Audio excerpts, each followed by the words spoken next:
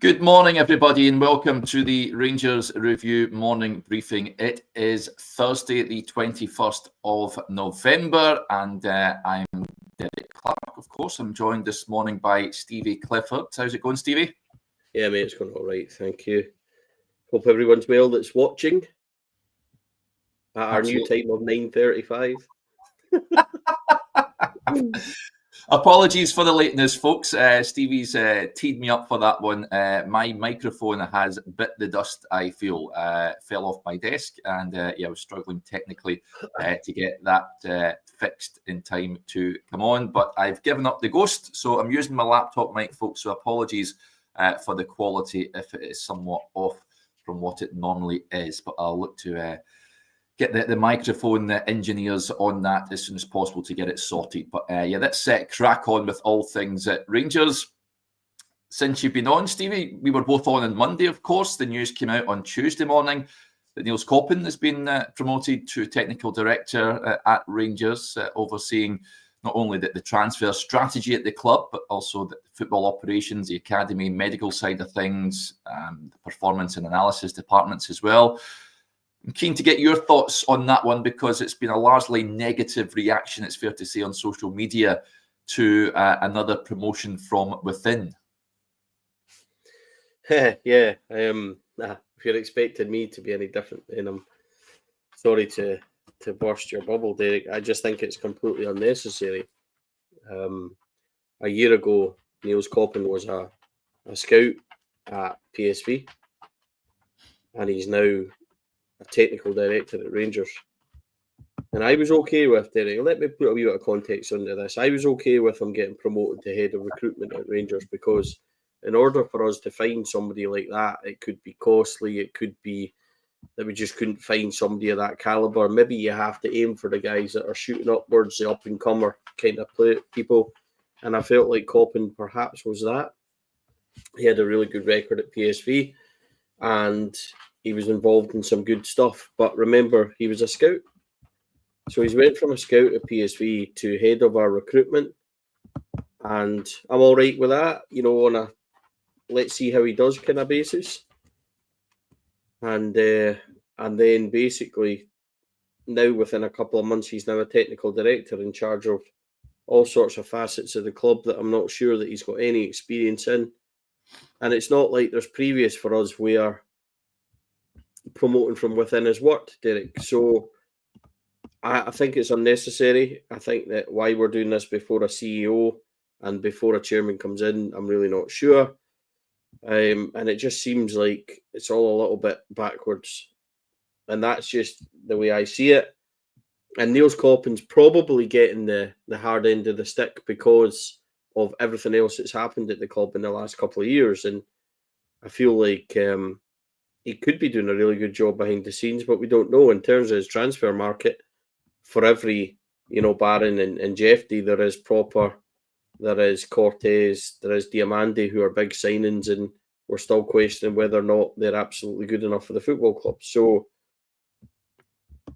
and not to mention the fact that, the players we got to put out in the summer, we don't seem to have got a lot of money in for them and things. So there's still question marks over Niels Koppen before we even start pushing him and promoting him up the way. So I think that people are just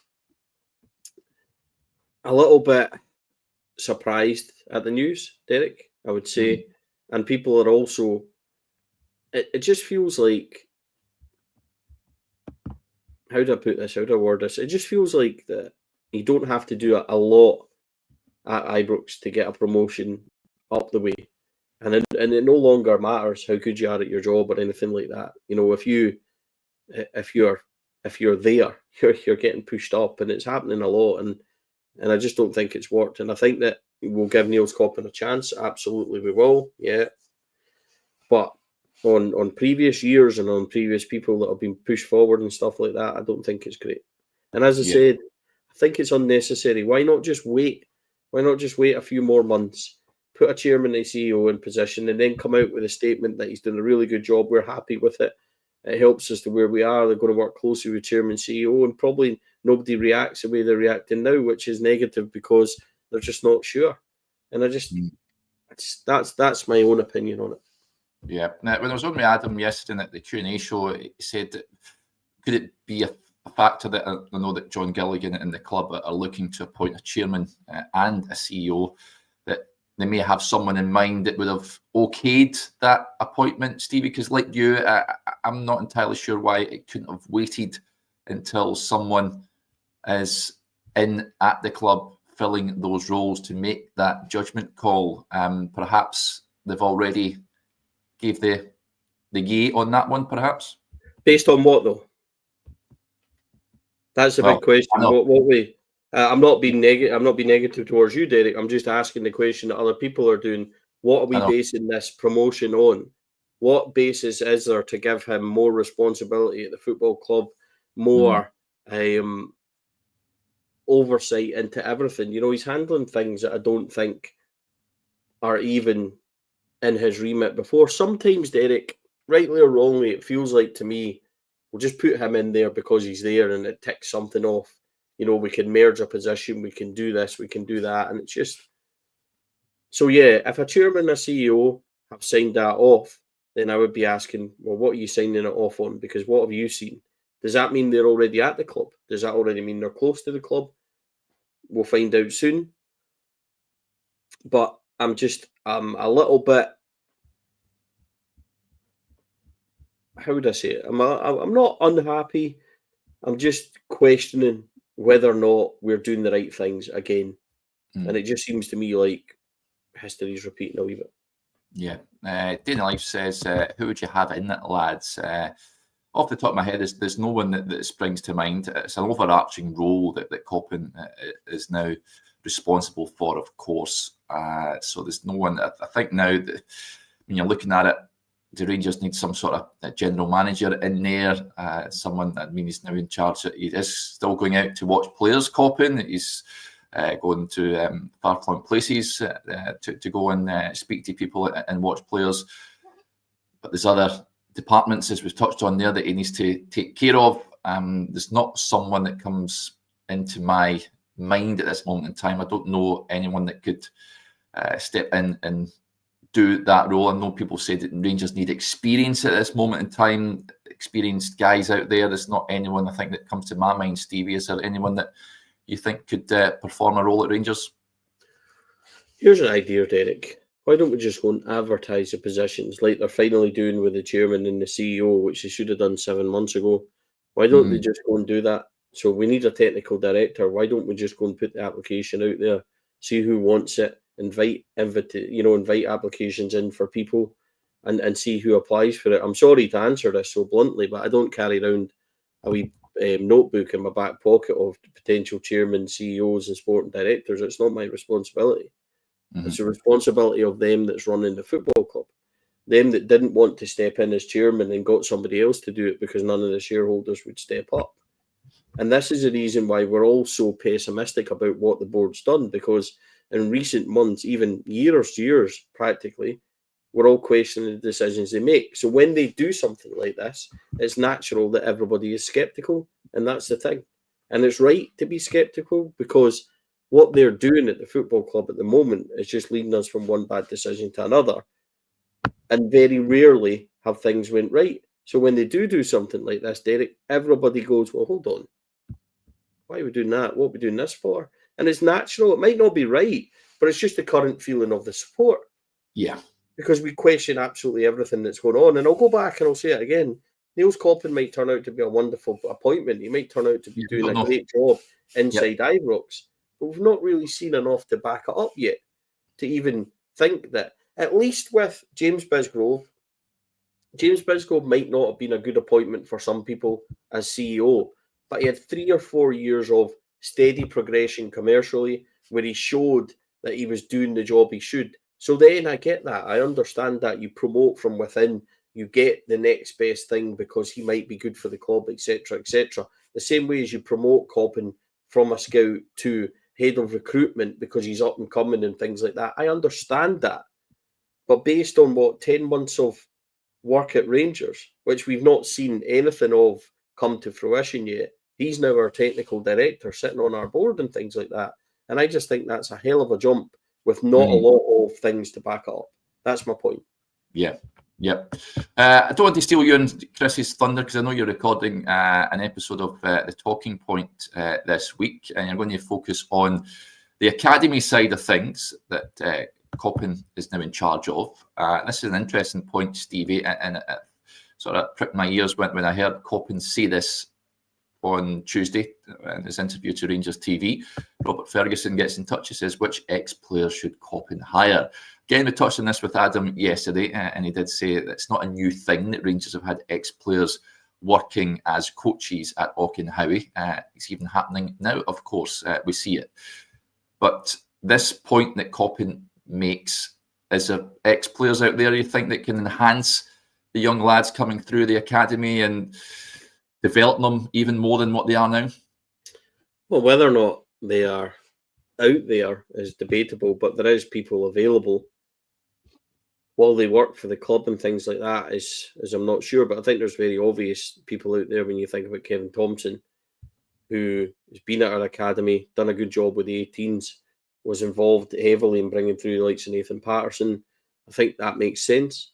I think that he has got all the credentials, had a managerial stint at Kelty, done quite well, knows the football club, etc. So yeah, I mean, I think he's got all his coaching badges.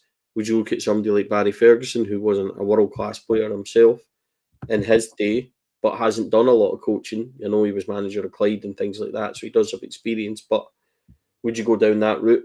I would be inclined to be looking at the likes of Maurice Ross as well. Now, I understand Maurice Ross is in currently in coaching. I think he's at Fleetwood with Charlie Adam and things, so I understand that. But would he consider coming up here? That's something I would be tempted to reach out. But after that, I'm not sure. You know, Lee McCullough, Chris Boyd and things like that, or maybe doing other things. I'm not sure Boydie would want to come and work in the academy at this moment in time. I'm not sure likes of Stephen Davis or even excuse me, Alan McGregor. I've heard those names floating about. I'm not sure that they're really, you know, coaching wise potentially ready either, more than say a Kevin Thompson, who seems like the obvious answer. So I don't know. I think there's certainly names out there that will be interesting to see where Niels Koppen goes. But I'm with Adam. You know, there is already an abundance of Rangers men at the football club coaching at that in the academy. Stevie Smith, Alki Thompson, etc. So he says that a few difficult questions might or solutions might have to be found, etc. as well. Is he hinting at people moving out of the academy? That's what we'll find out. So we'll just need to wait and see. I mean, who's going to be running that academy? Who's replacing Jeb Jacobs and stuff like that? So there's a lot of positions there and a lot of things to be doing that we need to find out about before we can start appointing coaches. What would be the point in putting Kevin Thompson in and then hiring a head of academy who doesn't want Kevin Thompson? So a lot of it, you know, needs to fall in place before we get to that point. And I hate to think it's just buzzwords from Koppen trying to get us on side also. He'll be judged on what he says and what he does and what he delivers. Yeah. So I would hate to think that that's just a pick me up for the support straight away. Yeah.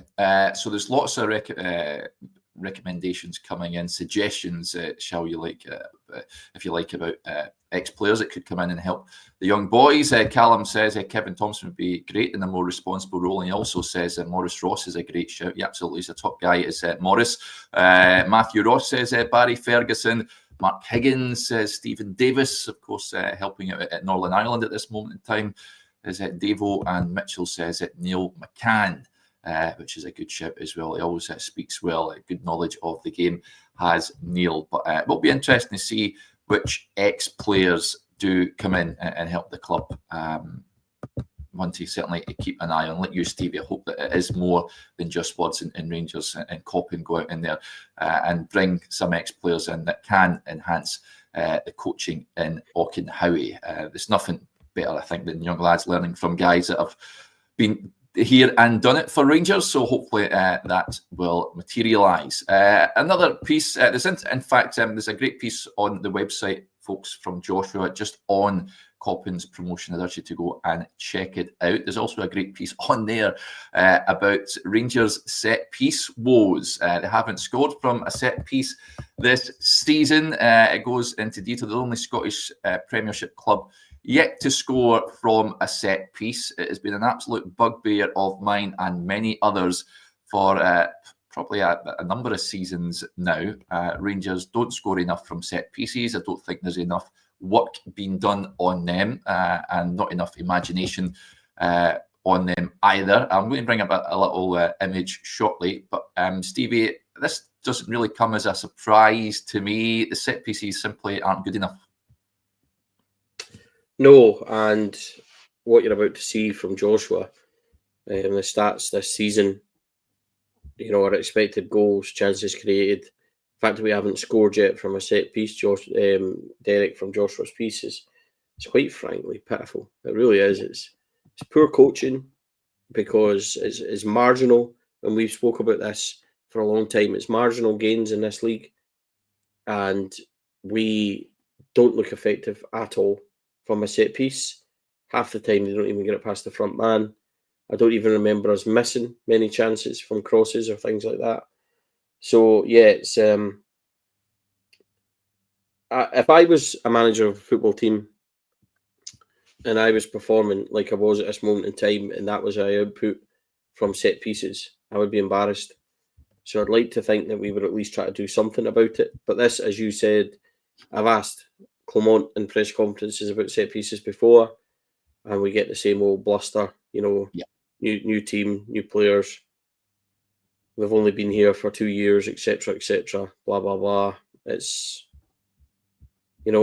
and Ulderink came in the summer with a track record of being a set piece coach, etc. How much has he actually been allowed to do on the training ground? Is he just there under instructions?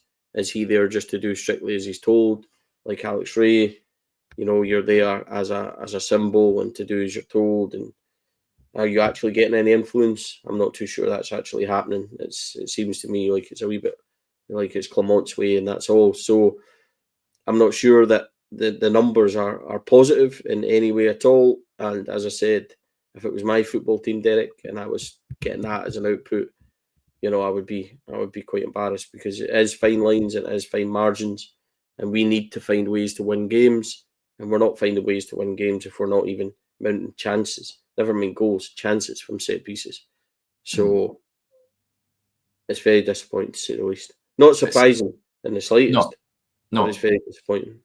It's a huge part of the game, set pieces. You need to work on them in the modern game. You can get so many goals from them. Just for context, folks, Rangers scored 23 set-piece goals. That's including direct free kicks. It's 21, set-piece goals, including free kicks in the 22-23 season. Last season, that number dropped to 9 goals.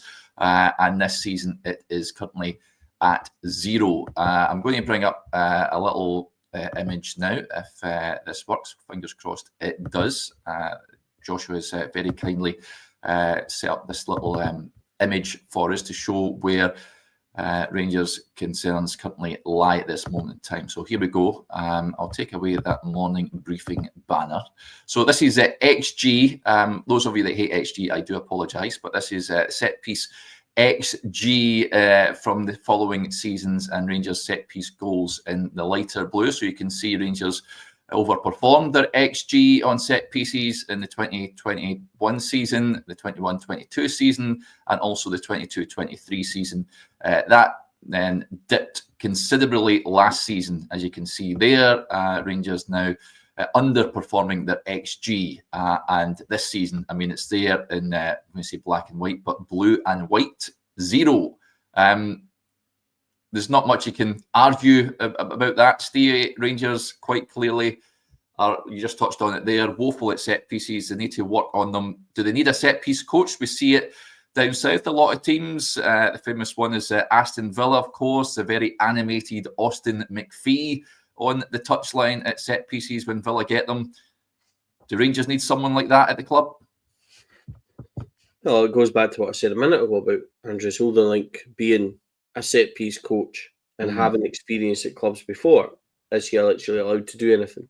Is he allowed to coach? Is he allowed to have an influence? Because if we're just not practicing, then, this is something that Philippe Clement needs to answer and properly, and not with the same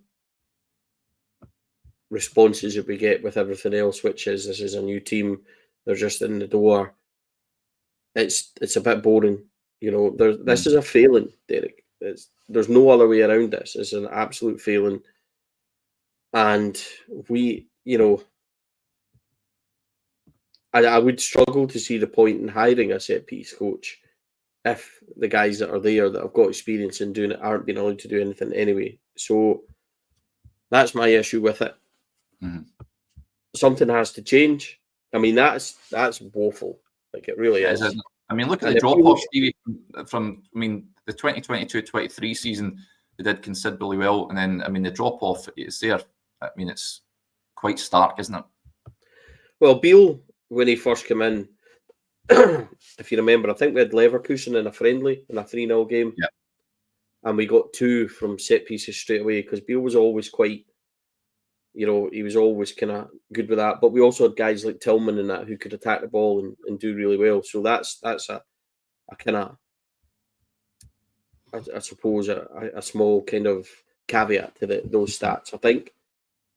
But it'd be interesting. I would like to know how many goals we've scored under Clement, period, since he came in last October. That would be an indicator of me, because obviously we've had none this year.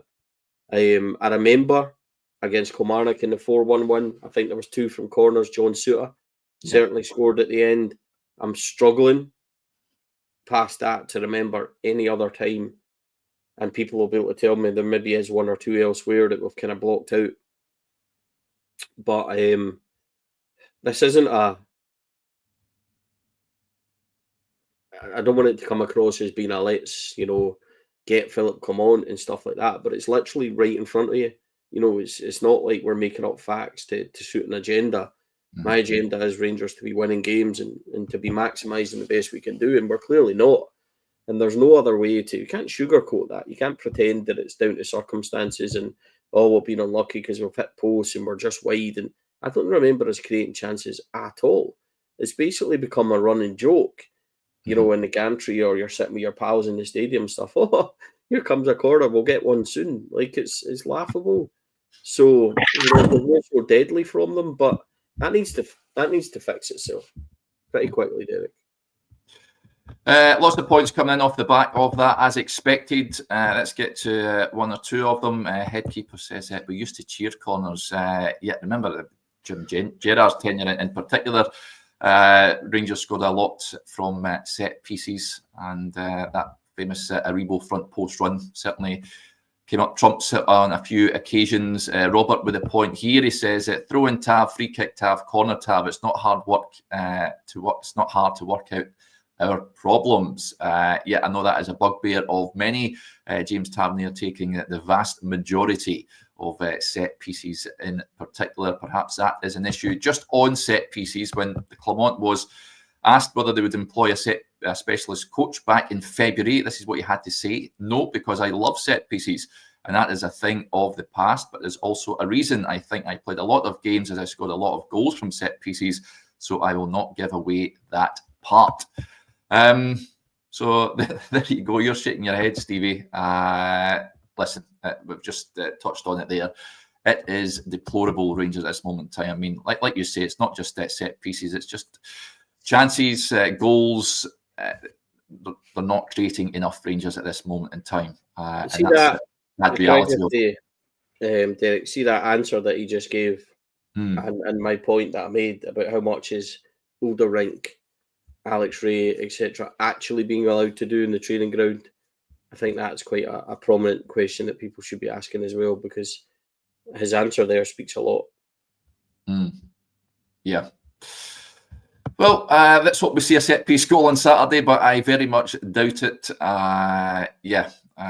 something... Well, you might see one, it just won't be for us. Yeah, for Dundee United, yeah. Go and read that piece, folks. The link is it's interesting stuff from Joshua. The link is below this video. A few other points coming in here I wanted to touch on. This is an interesting one, but slightly left field, Stevie, but I'm keen to get your thoughts. Bluebells of Blue says, Derek, Stevie, what do you make of the Hearts investment from the Brighton owners?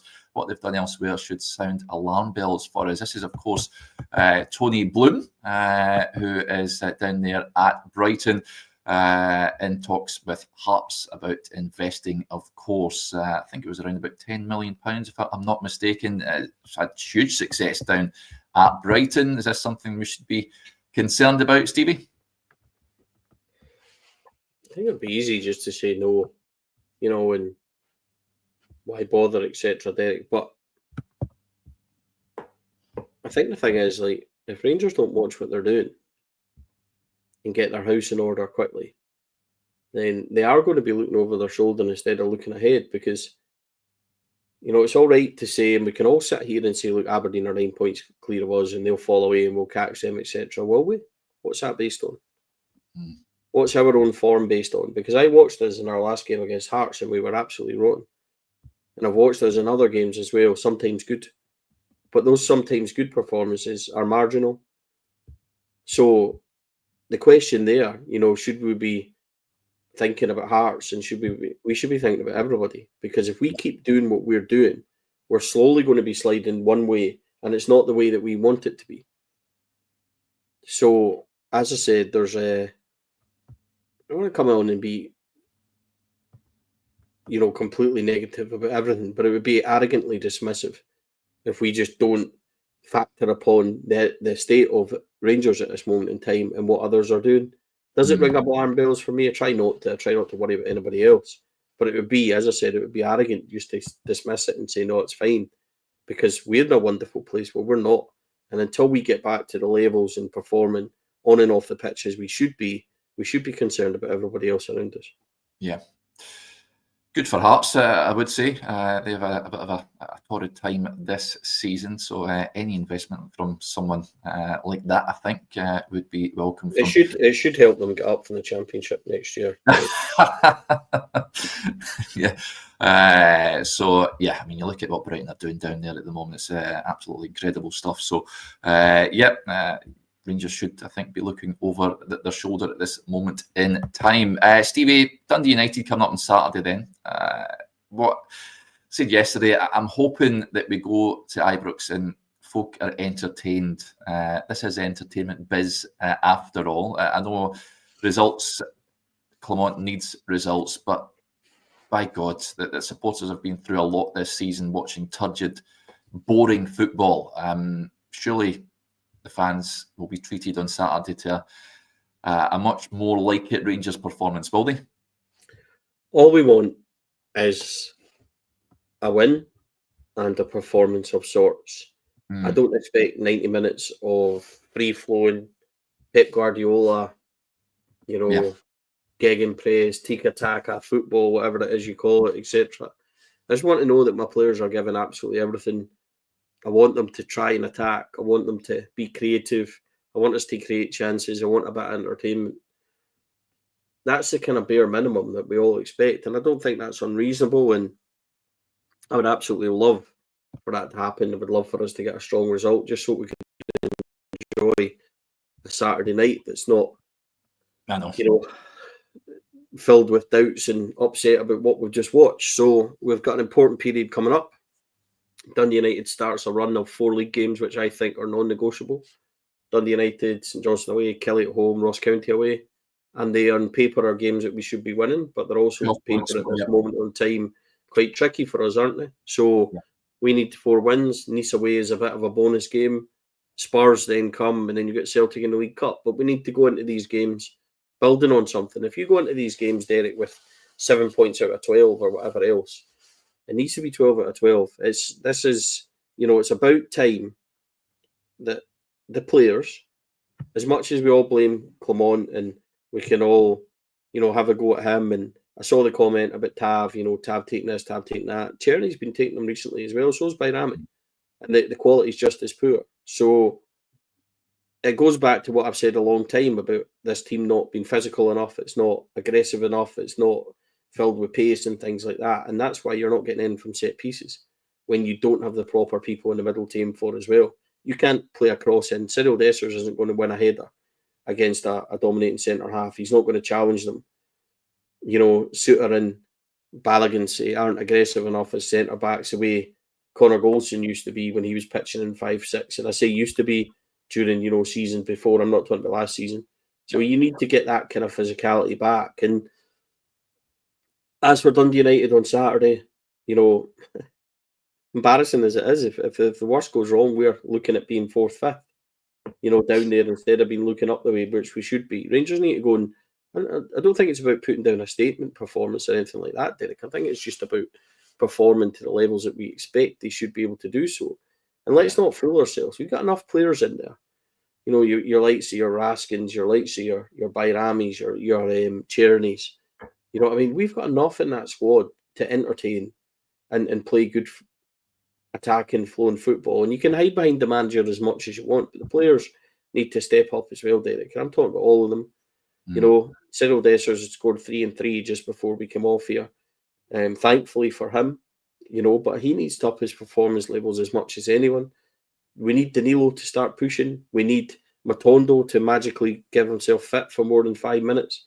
We need Yilmaz pushing at left back. We need these guys to start giving back to the squad. As much as we might think, as I said, that it's all Clement and stuff like that, players need to stand up starting on Saturday. It's a really important run for us again. And there's no excuses but to put a number of performances and results in front of us so that we can at least go into the cup final and say, we're not favourites. We're not in any way expecting to win here, whatever you want to spin it as, but let's go and give this a good go. And we've got 4 or 5 results to back it up on.